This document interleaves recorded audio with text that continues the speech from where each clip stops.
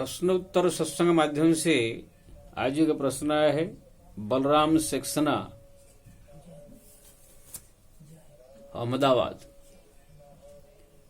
अहमदाबाद से बलराम सक्सेना जी पूछ रहे हैं कि इसी संसार में रहकर भक्ति करने के लिए, भगवान की प्राप्ति के लिए क्या धन की भी जरूरत है? बहुत सुंदर प्रश्न है जी। देखिए, धन जो है, धन का नाम है लक्ष्मी। लक्ष्मी बिना न नारायण है, नारायण के बिना लक्ष्मी नहीं। दोनों एक दूसरे के पूरक है। ये संसार अगर टिका हुआ है तो धन के द्वारा है। भगवान नारायण तो मालिक है, वो अपना विभिन्न प्रकार शक्ति से उत्पन्न करके संसार चला रहे हैं। विभिन्न प्रकार देवताओं को बना करके सब संसार चला रहे हैं। अब खुद आराम कर रहे हैं अनंत शयन में। उसमें माता दुर्गा को जो है संपूर्ण शक्ति का भंडार बना दिया। माता सरस्वती को जो है ज्ञान का भंडार, गणेश जी को बुद्धि का भंडार, माता लक्ष्मी को सारा संसार का संपदा का भंडार लालन पालने के लिए। तो इसी प्रकार विभिन्न प्रकार सब देवी देवता भगवान प्रकट करके सबको काम में लगा दिए हैं। जैसे प्रधानमंत्री, राष्ट्रपति जो है खुद निष्क्रिय रहते हैं, लेकिन प्रधानमंत्री अन्य सब मंत्रिमंडल के द्वारा देश चलता है। तो माता लक्ष्मी की जहां बात है, धन की बात है, धन के बिना ये शरीर ही टिक नहीं सकता, संसार ही टिक नहीं सकता। धन का मतलब खाली एक रुपया ही मत समझिए आप। रुपया तो है ही। धन का मतलब शरीर भी है, अपना घर भी है, अपना शरीर में जो भी जरूरतें पड़ती है, खाना पीना से लेकर पानी से हर एक चीज धन के अंतर्गत आता है। जिस जहां पर आप रह रहे, जिस संसार में आप रह रहे हैं, वो संसार का जो भी वस्तु आप ग्रहण कर रहे हैं सब धन ही माना जाएगा। तो आप बताइए, अगर ऐसी संसार में रह करके आप भगवान का भजन करके भगवान को प्राप्ति करना चाहते हैं, मुक्ति प्राप्त करना चाहते हैं, तो इस संसार में आप रहकर ही तो करेंगे भक्ति। हमारे ये तुलिया जी ने भी लिखा, तन बिनु वेद भजन नहीं बरना। ये शरीर अगर टिकेगा नहीं तो फिर इससे भजन नहीं हो सकता। शरीर स्वस्थ रहे, शरीर अगर है तो शरीर के द्वारा भजन होता है। बिना शरीर से भजन नहीं कर सकता कोई। इसीलिए तन बिनु वेद भजन नहीं बरना। वेद कहता है शरीर को स्वस्थ रखो। शरीरंग माध्यम खल धर्म साधनम। पहले शरीर स्वस्थ रहे, मजबूत रहे, उसके बाद जो है धर्म, पूजा पाठ, भक्ति होगा।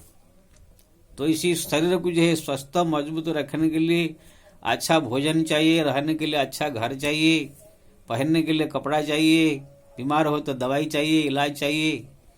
ये सब चीज के लिए धन की आवश्यकता है। दवाई भी धन है, जो खाना पीना खा रहे वो भी धन है। ये सब संपत्ति माना जाता है। तो इसके बिना शरीर टिक नहीं सकता। खाली शरीर क्या है, संसार ही टिक नहीं सकता धन के बिना। 1 मिनट में संसार शून्य हो जाएगा माता लक्ष्मी के बिना। शरीर सुखा सुखा हो जाएगा। ऐसे पुराण में कहानी आता है, देवी पुराण में, एक बार जो है कोई दारुण नाम का राक्षस ऐसे वरदान मांग लिया ब्रह्मा जी से कि समस्त जो वेद का नियम कानून उसने अपने कब्जे में मांग लिया। जैसे अपने कब्जे में मांग लिया तो लोग सब भूल गए अपने ज्ञान। कैसे रसोई बनाना चाहिए, कैसे खेती करना चाहिए, कैसे हल चलाना चाहिए, कैसे भोजन करना चाहिए, सब कुछ उनके दिमाग में रहा नहीं।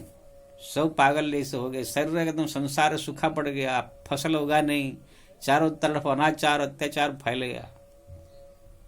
तो माता लक्ष्मी को जो है समस्त देवता मिलकर जो प्रार्थना किए, माता लक्ष्मी प्रकट होकर के संसार को आशीर्वाद दिया। फिर हरा भरा संसार हो गया। फिर जो है चारों तरफ फल फूल सब भर गया।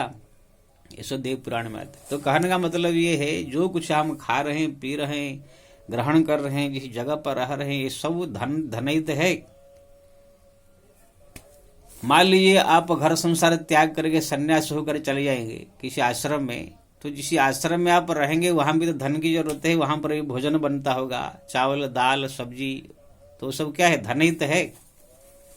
वो आश्रम का जो महंत है, जो मठाधीश है, वो धन से ही उसे खरीद कर लाता है। वो तो आप चले गए, आपको वहां फ्री में मिल रहा है, इसलिए आपको पता नहीं चलेगा। लेकिन आपको भी कभी दवाई की जरूरत है, कभी और ऐसी वस्तु की जरूरत है जिससे आपकी धन की आवश्यकता है। तो संसार में जो है धन को लक्ष्मी कहा गया है। और धन मतलब खाली अष्टलक्ष्मी हमारा कहा गया है। धन मतलब अच्छा दोस्त भी मिल जाए तो भी उसको जो है दोस्त लक्ष्मी कहा जाता है। पत्नी अगर सुशीला गुणवती सेवा करने वाली प्रेमी है तो उसको जो है पत्नी को भी लक्ष्मी कहा जाएगा। पुत्र को भी रत्न कहा गया। पुत्र अगर सेवा करने वाला, माता पिता की आज्ञा पालन करने वाला, सेवा करने वाला अच्छा है तो पुत्र रत्न कहा जाता है। कन्या अगर भी सुशीला है, गुणवती है तो कन्या रत्न भी कही जाती है। अपने जो है जितने दोस्त मित्र सबको भी धन ही कहा गया। अच्छा कोई दोस्त तो कोई प्रेमी नहीं मिल जाए सेवा करने वाले तो उसको भी एक धन ही कहा जाता है। इस प्रकार जो हमारे संसार में बाकी हीरा लीला मोती माणिक सोना चांदी रुपया पैसा धन तो है ही, लेकिन आपके पास धन बहुत हो लेकिन पत्नी अच्छी नहीं हो, पुत्र अच्छे नहीं हो, दोस्त अच्छे नहीं हो, घर का परिवार कोई अच्छा नहीं हो तो आपका सब धन भी बेकार हो जाएगा, जीवन में शांति नहीं आएगा। इसीलिए धन के साथ साथ पुत्र रत्न भी बढ़िया होने चाहिए, कन्या रत्न भी बढ़िया होनी चाहिए, पत्नी रत्न भी बढ़िया होने चाहिए, दोस्त मित्र भी सब बढ़िया होने चाहिए। सब धन के अंतर्गत आते हैं। तो ये संसार में जब तक हम भजन करके भगवान का धाम नहीं चले जाते हैं, मुक्त नहीं हो जाते हैं, तब तक हमको यहाँ पर हर एक चीज की आवश्यकता है। अच्छा दोस्त चाहिए, अच्छा मित्र चाहिए, अच्छा पुत्र चाहिए, अच्छा पत्नी चाहिए।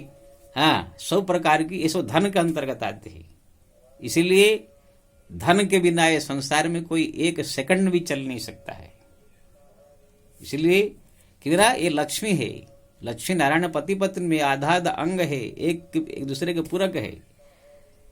लक्ष्मी माता जो है संसार को जो है सुरक्षा करती है, लालन पालन करती है, शरीर का सुरक्षा करती है। और इसी संसार में शरीर में रह करके जीव जो है भगवान नारायण का भजन करके मुक्ति प्राप्त करता है। इसलिए धन की परम आवश्यकता है। आप जो कह रहे हैं कि रुपया पैसा बहुत सारे करोड़ अरबपति सर्व, ये सब मैं नहीं कह रहा हूं। जितना जरूरत है इतना तो जरूरत आवश्यक है। पहनने के लिए कपड़ा चाहिए, खाने भोजन के लिए दोनों टाइम भोजन चाहिए, दवाई चाहिए, रहने के लिए घर चाहिए, तो ये इतना भी तो धन हुआ। बाकी आप जो सोच रहे हैं कि अरबपति खरबपति जैसे एकदम हजार करोड़ 5,000 करोड़ रुपया बैंक में रखे बड़ा धनी कहलावे, वो सब की जरूरत नहीं है भगवत प्राप्ति के लिए। लेकिन खाने पीने जीने रहने के लिए कुछ ना कुछ आवश्यकता है। अगर बहुत संपत्ति भी आया है तो उसका आप बड़े बड़े मंदिर निर्माण कर सकते हैं, बड़े बड़े लोग कल्याणकारी कार्य कर सकते हैं और नक्षत्र बना सकते हैं, लोग का कल्याण कर सकते हैं। उसके द्वारा अच्छा अच्छा मंदिर, नाम यज्ञ, सत्संग का आयोजन करके भगवत का भी प्रसन्न कर सकते हैं। इसीलिए धन को ये साधारण मत समझिए। धन भी के द्वारा धर्म जो है ही होता है, भक्ति भी माहौल भी प्रकट कर दिया जाता है। क्यों माता लक्ष्मी है, कोई ऐसे साधारण कोई चीज नहीं है। कितने लोग तो अज्ञान लोग कहते हैं बाबा जी लोग को धन की क्या जरूरत है। अरे बाबा जी लोग को तो ज्यादा धन की जरूरत है, क्योंकि ना उनके पास अगर धन आएगा तो धर्म कार्य होगा, लोक कल्याणकारी कार्य होगा। इस समय हमारा भारतवर्ष में जितने सब बड़े बड़े अन्न क्षेत्र है, बड़े बड़े सब जो है धर्म संस्था है, धर्मशालाएं है, ये सब क्या है, साधु संत महात्माओं के द्वारा इतना बनाया हुआ है। अभी घर में आपका तकलीफ हो जाए, परिजान हो जाए, कोई किसी प्रकार की अगर दुखी है, खाने पीने घर ठिकाना नहीं, कोई भी साधु संत के आश्रम में चले जाए, कहाँ अन्न क्षेत्र चल रहा है वहां चले जाओ तो आपका जीवन आराम से बीत जाएगा। अमृतसर में अन्न क्षेत्र देखो, लाखों आदमी प्रतिदिन भोजन करते हैं। हरिद्वार में, ऋषिकेश में, तिरुपति वाला, ये बड़े बड़े धर्म संस्थाओं में जाओ, वहां पर अन्न क्षेत्र चल रहा है, लोगों को जो है गरीबों को रहने के लिए व्यवस्था है। तो ये सब जो है बड़े बड़े महापुरुष और साधु संत महापुरुषों के पास से धन था इसलिए तो बना दिया। और संसारी लोग के पास अगर आ जाए तो उसको अपने घर का जमीन खरीद लेंगे, दुकान बना लेंगे, घर द्वार बना देंगे। सब छोटी सी उदाहरण दे रहा हूं। मेरे को अगर 5 करोड़ रुपया मिल जाए कहां से, और किसी के संसारिक आदमी को 5 करोड़ रुपया मिल जाए, दोनों में अंतर है। संसारिक आदमी 5 करोड़ लेकर के फ्लैट खरीद लेगा, जमीन खरीद लेगा, अपने घर द्वार बिजनेस खोल लेगा, वो अपना बनाएगा। लेकिन हमको 5 करोड़ मिलेगा तो उसके द्वारा जो है अच्छा कोई आश्रम बनाएंगे, उस आश्रम में जो है साधु संत महात्मा गरीब कोई भी आएगा वहां पर भोजन पानी उनके लिए व्यवस्था होगा, वस्त्र का व्यवस्था होगा, हरिनाम संकीर्तन का व्यवस्था होगा, तीर्थ दर्शन का व्यवस्था होगा। कोई गरीब आदमी को अगर इलाज नहीं हो पा रहा है तो उनको मदद मिलेगा। ये सब परोपकार लोक कल्याण धर्म कार्य भगवान के काम में लगेगा। लेकिन वही अगर संसारिक लोग के पास हो जाए तो अपना घर भर देगा। देखिए हमारा भारत का वर्ष का नरेंद्र मोदी और योगी ये संत है, इनके पास सत्ता आया है, धन आया है, इसलिए कितने बड़े बड़े अच्छा अच्छा धर्म कार्य हो रहा है। वही जो है दूसरे पहले उससे पहले जो सरकार था वो लोग के पास धन था तो क्या था, खाली अपने घर भर दिए, सब अपने बैंक बैलेंस भर करके अपने 7 पीढ़ी के लिए सब बना के रख दिया। इसलिए धार्मिक जो होता है, संत हुए महापुरुष होते उनके पास जितना भी धर्म धन आवे उसको जो है अच्छा माना जाता है। इसलिए संत साधु महात्मा ये सबको दान दिया जाता है, उनको जो है लाख लाख रुपया करोड़ करोड़ रुपया दान दी जाती है।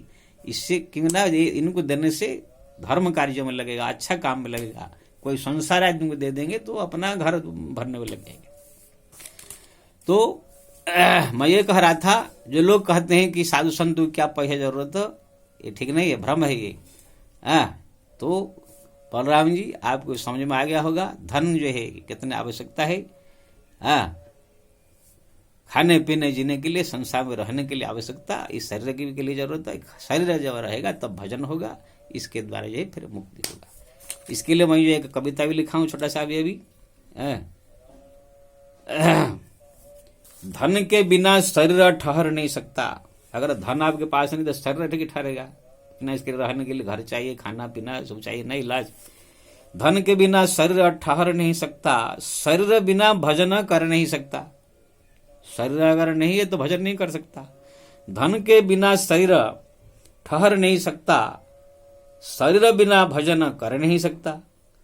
धन के बिना संसार रसहीन हो जाएगी, धन के बिना ये संसार रसहीन हो जाएगी। कहे गोवर्धन इसलिए नारायण के साथ लक्ष्मी भी काम में आएगी। इसलिए कहे गोवर्धन इसलिए नारायण के साथ लक्ष्मी भी काम में आएगी। तो माता लक्ष्मी की परम आवश्यकता है। इसलिए आप जो कह रहे हैं कि भगवत प्राप्ति के लिए, भगवान का दर्शन के लिए या परलोक कल्याण के लिए धन की भी जरूरत है, तो जरूर दोनों की जरूरत है। अगर आपके पास है उसको सदुपयोग कीजिए, नहीं है तो भगवान को भजन ऐसे कीजिए। लेकिन आपको भी तो खाने पीने जीने के लिए तो कुछ तो जरूरत पड़ेगा ही, इसे तो आप रह नहीं सकते हैं। इसलिए इस चीज से आपको जरूर समझ गया। जय श्री राम।